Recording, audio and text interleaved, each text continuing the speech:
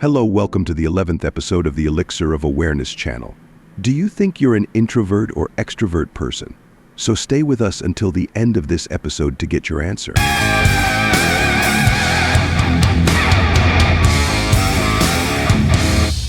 In this episode, we want to talk about introversion. At least 1/3 or half of the world's population are introverts. And even if you aren't an introvert yourself, you're probably in a close relationship with an introverted person. So please stay with us until the end of this episode because we hope that the tips we present here will help the lives of many people. The main source of this episode is a book called The Quiet Power by Mrs. Susan Cain. Being an introvert in an extroverted world is very difficult. And it has been almost 150 years since our world has moved more towards extroversion. And somehow the extroverts conquered the world and built the world based on their needs and mental model. In today's world, there's an extroverted ideal model. That is, it seems that we just need to be a very social person to be happy and successful. Extroverts have taken over the planet and organized everything as suitable for them. Things like work environments, urban infrastructure, and even the media. Introversion in today's world is mistakenly considered a second-grade personality type. And it's very wrong that most societies idealize extroversion, because many human achievements are due to the existence of introverts. Everywhere you look throughout history, you can see the footprints of introverts who were able to expand the boundaries of their field of activity. It seems that there's hidden discrimination in our world. This discrimination, which happens despite the many achievements of introverts, causes a hidden suffering to 1/3 to half of the world's population. Our world today greatly rewards self-presentation. For this reason, the extroverts has become an ideal personality type culturally. But the important thing to think about is that neither introversion nor extroversion are ideal on their own. Actually, it's a diverse combination of personalities that can cause the growth of a society. Until about 200 years ago, the world was not under the control of extroverts as it's now. Going back 200 years, the ideal character was a serious, responsible, and orderly person. But with the advent of the Industrial Revolution, the villagers gradually came to the city. Then the citizens became employees. And suddenly in this new form of life, a question was raised. How can we make a good impression on people whom we've no family or social relationship with? That is to say, everyone became a seller, not only selling their work but also trying to sell themselves better. From about 150 to 200 years ago, we went from inner virtue to outer charm. Society was rapidly becoming more competitive and at the same time more flashy. The ideal human of this century was an extrovert person with a seller personality. This high pressure on people to become like this ideal person made many people depressed, worn out, and anxious. For example, when we look at the economy of the pharmaceutical industry in those decades, we face bitter truths. Anxiety was a natural product of these societies. To avoid this anxiety, people had to be tirelessly social and extroverted. And since 1955, drugs were invented to treat this anxiety. For instance, an anti-anxiety drug called Miltown. But the point is that this drug immediately became the best-selling drug among all types of drugs in America. For example, in 1960, 1/3 of all prescriptions written by American doctors included this drug or a similar sample. It seems that our world today encourages people to be extroverted and also makes them afraid of the consequences of being introverted. But we want to say that this may be wrong, because maybe by doing this, our societies are depriving themselves of many talents. Being sociable can easily be confused with being prone. When the standard by which society measures all people is the standard of being sociable, as a result, many talented people are never identified. The study of hundreds of successful and efficient managers shows that we usually exaggerate how well-spoken and sociable managers should be. Because many of the best managers and leaders in the world are introverts in all fields. Quiet, humble, orderly, accurate, gentle, and of course a good listener, something that can turn a manager into a first-class manager. By the way, introversion sometimes gives a manager the power to better understand people's new ideas. We're talking about a world that is designed based on the mental model of extroverts. For example, look at open offices. Nowadays, most work environments are becoming open offices where no one has their own space and people are more connected with each other. This type of office's design is just ideal for extroverts because they're energized and motivated by seeing different people. But as we said, 1/3 to half of people in society are introverts. And the question is, what if they suffer in those environments and the quality of their performance decreases? Apart from the architecture of work environments, too much emphasis on teamwork is one of those diseases that we promote without paying attention to details. For many of us, our most important creations occur in isolation.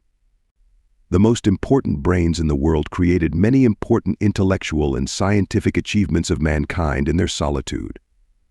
In most job ads, we see this scene in group meetings. Some handsome people sit down together, and even the quietest people's talk in the group can be heard and express their opinions freely.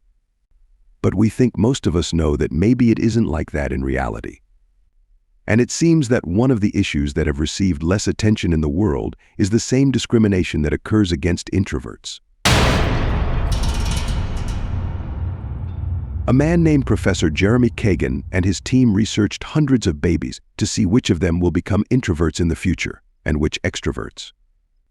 The experiment was such that they were faced with a series of stimuli, like all kinds of sounds, small colored dolls, and all kinds of different scents and other stimuli. Some of them showed different reactions, for example. Some of them followed the stimuli more with their eyes or moved their hands and feet more. The researchers named them the group with high reactivity. But some babies reacted much less. For example, they moved their hands and feet less and remained quiet and calm, and in fact, they weren't much affected by stimuli and reacted less.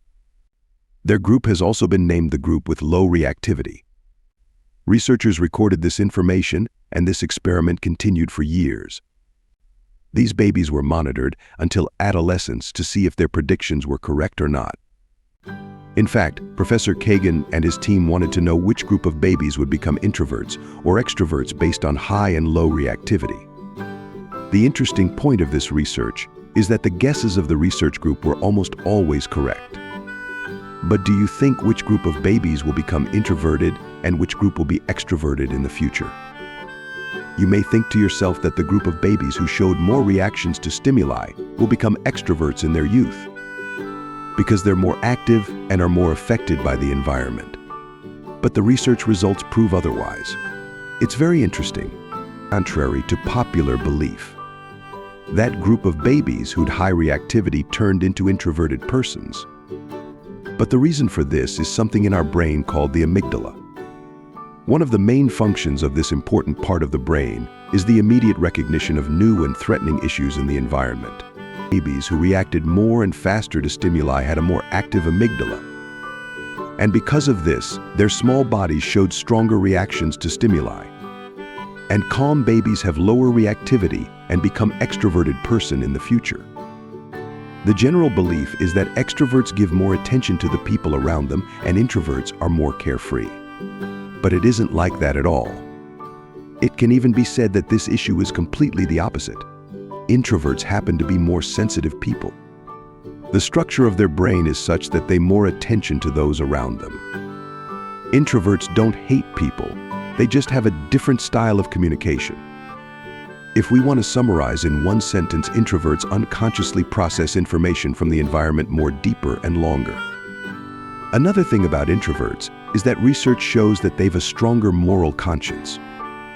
So strong that sometimes they've tormented their conscience and are constantly judged by their conscience. Another important difference between introverts and extroverts is that their desired level of arousal is different from each other.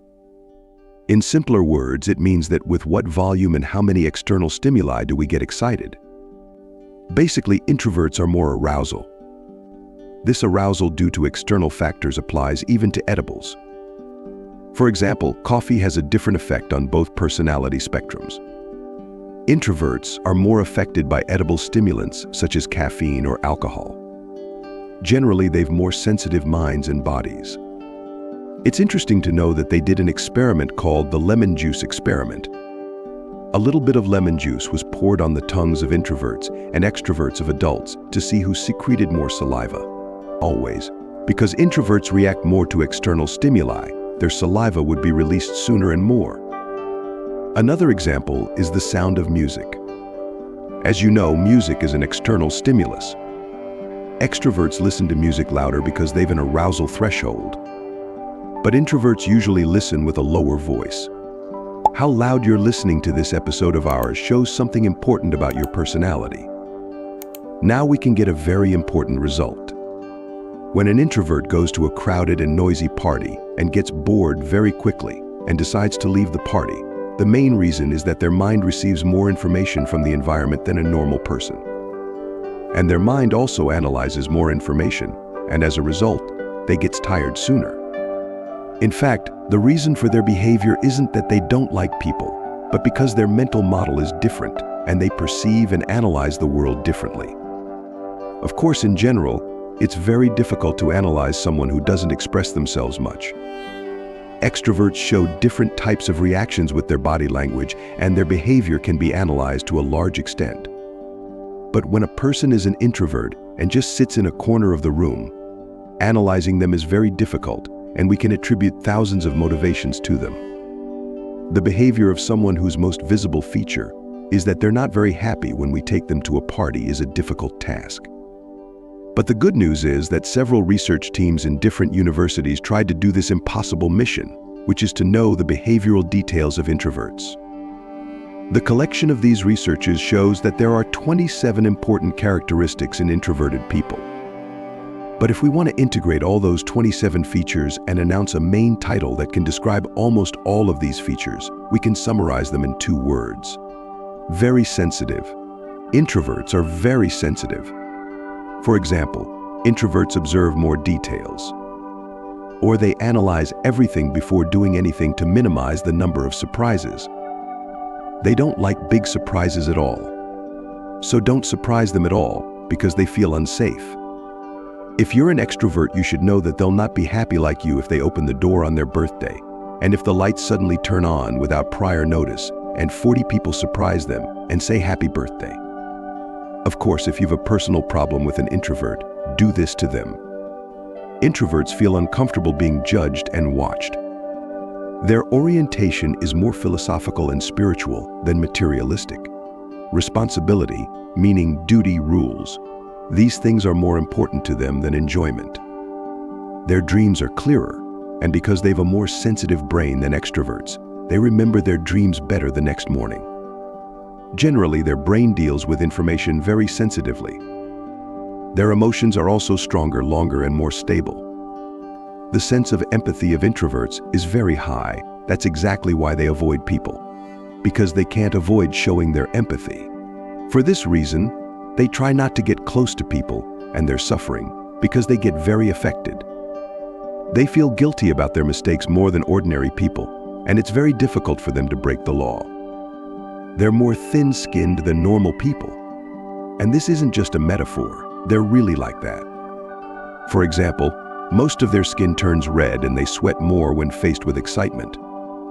Because they're more impressible about stimulants, they also have more sensitive skin receptors.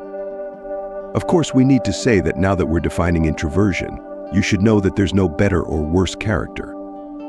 That is to say, all these talks don't mean that introverts have a better personality or that being an extrovert is a bad thing.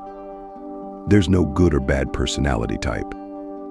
We emphasize again that the diversity of characters makes our world better and more beautiful. But let's go back to introverts. Introverts have a lot of compassion for the suffering of other people, especially their families. For this reason, the introverted children of the family are usually the ones who are most involved in the family's sufferings, even if they don't express it. For this reason, the share of these people in life may be less. So if you're an introvert, pay attention to this point. Another feature of them is that they're more conservative. Extroverts press the gas pedal when they should brake, but introverts brake where they should press the gas pedal. If we know the mechanisms of the mind, then we can prevent most of our mistakes. Another difference between introverts and extroverts is in their brain system. The brain reward system of introverts shows that it's less active and reactive based on brain images taken with fMRI technology. That is to say, their brain rewards them less. This has a good side and a bad side. The upside is that they're less likely to deviate from their course because of momentary rewards. It means they manage their temptations better, and they're better at delaying pleasures than extroverts.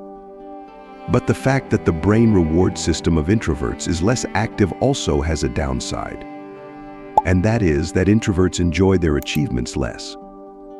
Actually, there's a degree of negligence in the pleasure. And in fact, negligence is part of pleasure. And neglecting the world of an introvert who sees the world as very threatening can destroy them. That's why an introverted person is always very careful not to become arrogant and neglectful by celebrating achievements. Extroverts see more of what is, and introverts ask themselves more what if. That is to say, when they reach a goal, they aren't satisfied and there's always a degree of perfectionism in them. The power of extroverts is in action, while the power of introverts is in calculation and analysis. Extroverts are usually ready to react, and introverts are usually ready to respond. If you're an extrovert, take a little extra time in important decisions, and if you're an introvert, take more action. Gradually leave your safe shore and try to make the situation safer and take more risks, experience to slowly reach a point of mental balance.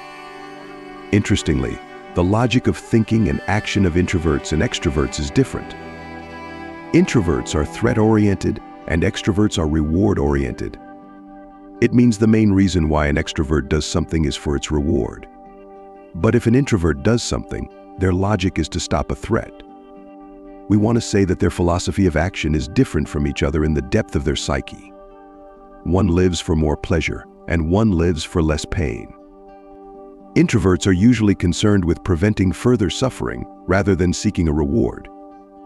Now that you know these points, think once again, isn't it a pity that we're ignoring the unique powers and exceptional characteristics of a large range of people in society, which are introverts? Of course, an interesting point is to know that this ideal of extroversion doesn't exist in all cultures of the world. If you want to see another planet on this planet, you must travel to the East. China, Indonesia, Japan, Thailand, and Korea. We want to say that in the East, the atmosphere of societies is different. In the East, strangely, introversion is a value. Silence is important for them. For example, you see Oriental people talking to each other while there's silence between them for moments or even minutes, something that is rarely seen in the West. Eastern people believe that words are dangerous weapons because they offend people and reveal secrets.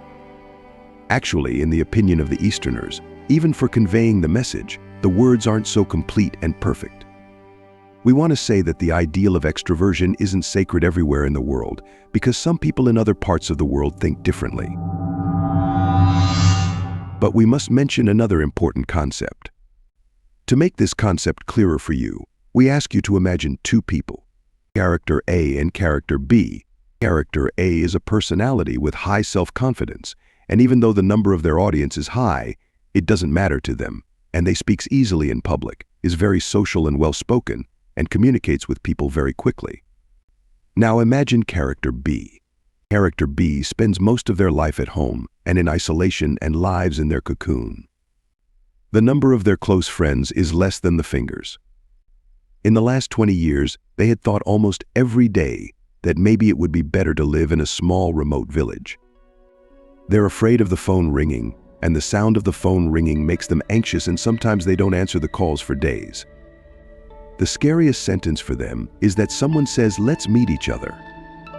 Now, if we tell you that these two characters are the same person, you'd be very surprised. Don't you think we're all a little bit of both? A bit of character A and a bit of character B? There's a type of introversion called pseudo-extroversion act. The depth of personality of these people is more introverted.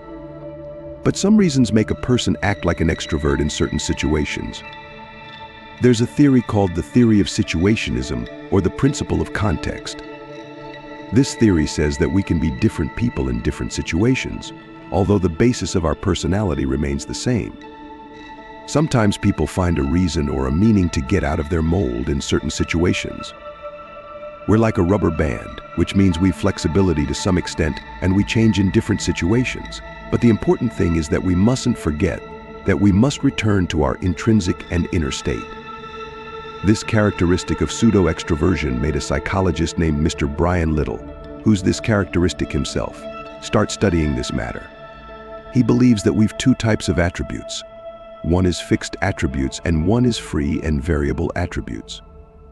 For example, a mother may be an introvert, but for her child's future, she decides to become a member of the school's parents so that she can make a positive change in her child's educational situation. It means she behaves more extroverted. Sometimes in a situation, there's a meaning that is so sacred and valuable for us that it makes us leave our safe position and change a little. In fact, many people are self-taught extroverts. That is to say, in some situations, they taught themselves to behave differently. The important point here is to know that if we stay too far away from our nature, our fixed traits will eventually leak. For example, we may lose eye contact with the other party, become anxious or sweat, or such reactions like this. And the next complication is that if we stray too far from our fixed traits, psychological complications may appear to us, like depression, because we suppress something in ourselves against our inner desire. The important thing is that if we're an introvert and behave much more extroverted than we really are, we shouldn't overdo it. It means to do our work and return to our original position. We must return to our silence. In fact, we shouldn't leave our comfort zone for too long. Introverts can be more effective if they know these boundaries. Mr. Brian Little has another concept called return positions. It means that we must return to our original position. Here is a practical point called agreement of free attributes. It means that each of us sometimes acts out of our natural position. For example, we're extroverts, we act introverts, or we're introverts, we act extroverts. But in exchange for that, we can show and live our real selves the rest of the time. Negotiate with your family and loved ones in this regard. At the same time, be flexible in these negotiations. You can sometimes act against your fixed traits for valuable reasons and for your loved ones.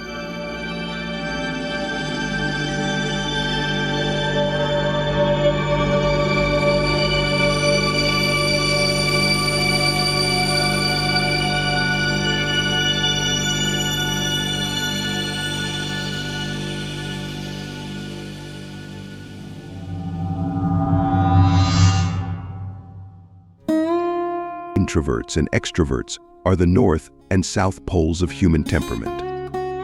Their relationship can be very enjoyable, and of course it can also be very tense. Here is the important issue of differences. When we don't understand each other's differences, it can sometimes make each other nervous and annoying. Think about the things we've said so far in the episode and try to look at the world from the perspective of the opposite spectrum of your personality to understand the reason for the other person's behavior. It isn't a matter of stubbornness, and no one wants to upset you. In fact, it isn't a personal matter. The story is that there are two different types of brains in the skull of introverts and extroverts.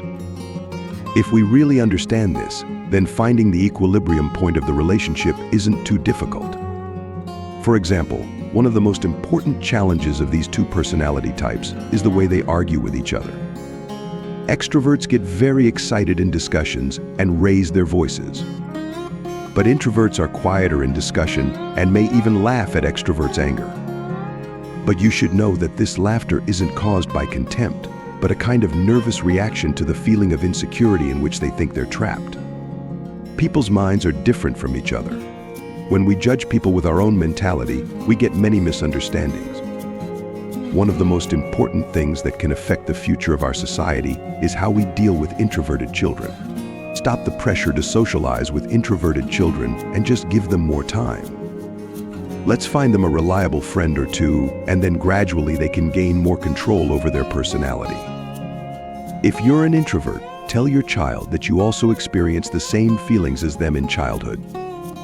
And you still sometimes experience these feelings in adulthood. Tell them that things will get easier with time and show that you understand and accept them. Don't attribute the children's caution in new situations to their lack of ability with others. He can have the deepest human connections and experiences. Just give them a little time.